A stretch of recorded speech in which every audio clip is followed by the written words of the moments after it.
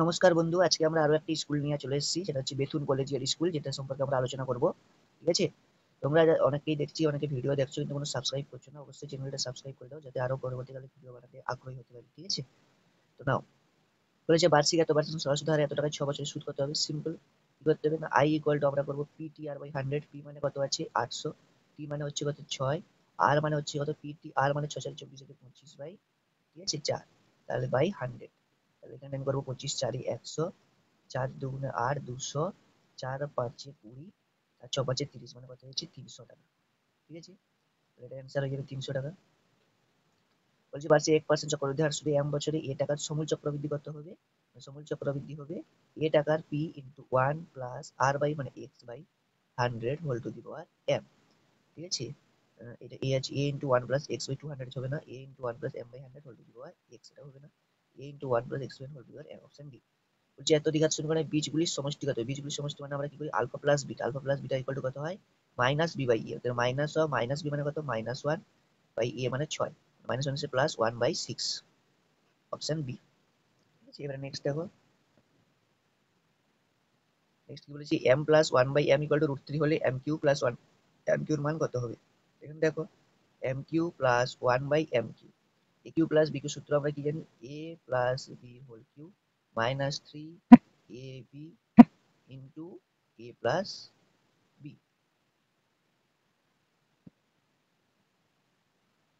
a plus b। তাহলে এইখানটা আমাদের কি আছে, m প্লাস 1/m সমান হচ্ছে √3। তাহলে তোমরা করে দিবে √3 হোল কিউ মাইনাস, এখানে m আর m ক্যান্সেল হবে, তাহলে 3 ইন্টু m প্লাস 1/m মানে √3।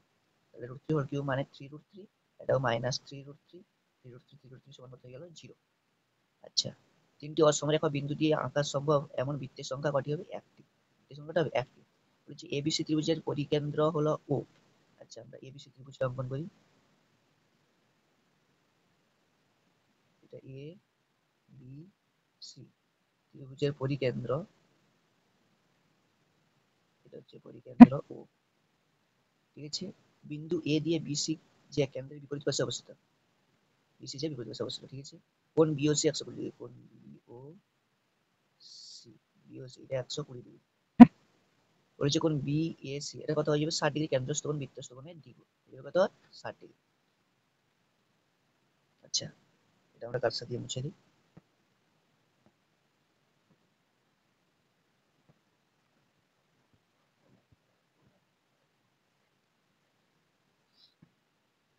এবারে বলেছে কি দেখো, বার্ষিক 10% সুদের হারে 200 টাকায় 2 বছরের সরল সুদ ও চক্রবৃদ্ধি সুদের পার্থক্য কত হবে।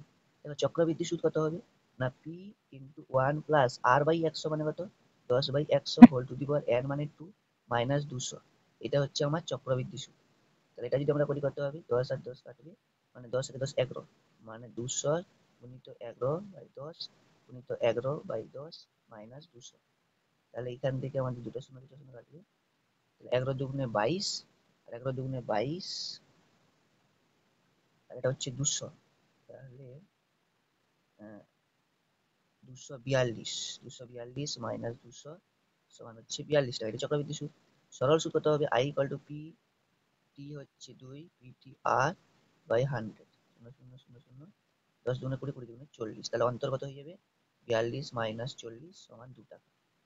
ঠিক আছে? সরল সুদ চক্রবৃদ্ধি অন্তর হচ্ছে 2 টাকা। এর মান নির্ণয় করো, কিছু নেই, এটা কি করবে x by Y equal to 2/5, x by Y করবো তো 2/5, তাহলে এটা দেওয়া আছে 3x plus 2y by 7x minus 2y, উপর নিচে y দিয়ে ভাগ করে দাও, 3 into X by Y minus 2 plus 2 by 7 into X by Y minus 2, X by Y সমান 2/5, 2/5 বসিয়ে দেবো, 2/5 বসিয়ে দিলে 6/5 প্লাস 2, এখানে বসিয়ে দিলে 7 দুগুণে 14/5 মাইনাস 2।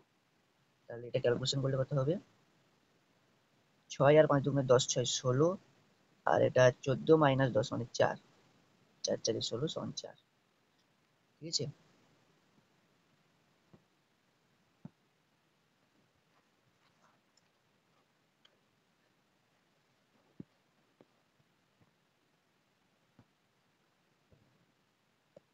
এবারে কি বলেছে দেখো, ও কেন্দ্রীয় বৃত্তের ব্যাসার্ধ 10 ও থেকে বৃত্তের একটি যে এ বির উপর অঙ্কিত লম্ব।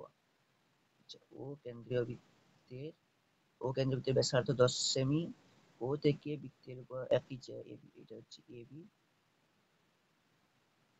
ও থেকে এর উপর লম্ব টানা হয়েছে, লম্বের দৈর্ঘ্য এটা হচ্ছে 6 সেমি, তারপর পি, বৃত্তের ব্যাসার্ধ এখান থেকে এটা 10 সেমি, তাহলে জ্যাটি দৈর্ঘ্য কত, যে পিবি কত হয়ে যাবে, না পিবি হয়ে যাবে রুট ওভার অফ অতিভুজ স্কোয়ার মাইনাস লম্ব স্কোয়ার, মানে রুট ওভার অফ 100 মাইনাস 36 সমান রুট 64 সমান 8, তাহলে পিবি সমান যদি 8 হয়, পি সমান 8, মানে এবি সমান কত হয়ে যাবে 2 ইন্টু 8 সমান 16 সেমি।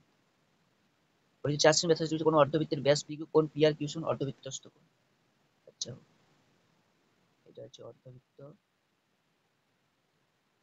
এটা হচ্ছে অর্ধবৃত্তস্থ কোণ, ঠিক আছে, P Q R, P Q R, ঠিক আছে। কোণ কিউ আর সমান 2√7, কোণ কিউ আর এটা হচ্ছে 2√7। আচ্ছা, পি আর এর দৈর্ঘ্য কত হবে, 4 সেমি ব্যাসার্ধ বিশিষ্ট, তাহলে 4 সেমি ব্যাসার্ধ মানে এটা পুরাটা কত হয়ে যাবে 8 সেমি। আচ্ছা, অর্ধবৃত্তস্থ কোণ আমরা কি জানি, সমকোণ, এটা হচ্ছে 90 ডিগ্রি, তাহলে আমাদের পি আর সমান কি হয়ে যাবে, একই রকম অতিভুজ স্কোয়ার মাইনাস লম্ব স্কোয়ার, তাহলে এটা হচ্ছে 28 64 মাইনাস 2 2 4 7 4 28, মানে রুট 36, মানে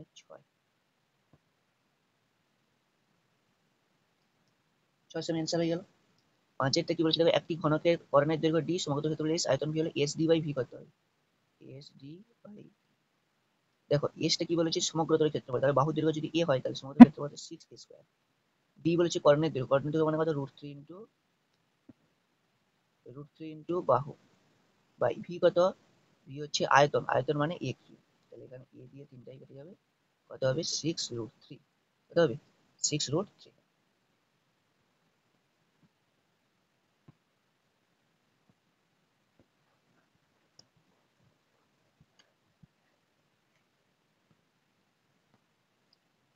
তারপর হচ্ছে কোনো মূলধন বার্ষিক সরস্বতী হার যদি 3 বছরের সুদে মূল্য টাকা হয়, 5 বছরের সুদে টাকা হয়, তো মূলধন বার্ষিক, এটা একদম একই অঙ্ক, বইয়ের অঙ্ক দেওয়া আছে, কিছু নেই, মানে এরকম কত দুটো সমীকরণ, P plus P into 3 into R, R by 100 equal to হবে 4960,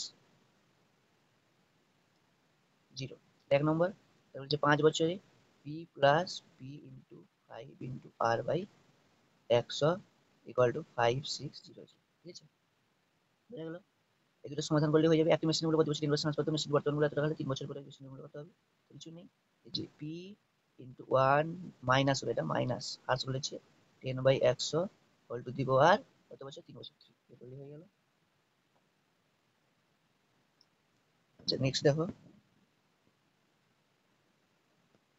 নেক্সট এটা সমাধান বই আছে করবে, এটাও শিখা আছে। একটা আয়তক্ষেত্রের ক্ষেত্রফল এত বর্গ মিটার, পরিসীমা এত মিটার হলে দৈর্ঘ্য প্রস্থ নির্ণয়, দৈর্ঘ্য প্রস্থ x ধরবে, দৈর্ঘ্য প্রস্থ যদি x ধরা হয় তাহলে ক্ষেত্রফল মানে কত, xy ইকুয়াল টু হয়ে যাচ্ছে তোমাদের 2000, আর পরিসীমা মানে 2 into X plus Y equal to কত, 180। এই দুটো সমীকরণ থেকে এক্স আর ওয়াই মান বের করতে হবে।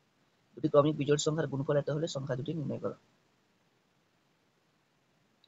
দুটো ক্রমিক বিজোড় সংখ্যা ধরে একটা হচ্ছে এক্স আর একটা হচ্ছে কত, এক্স প্লাস ওয়াই।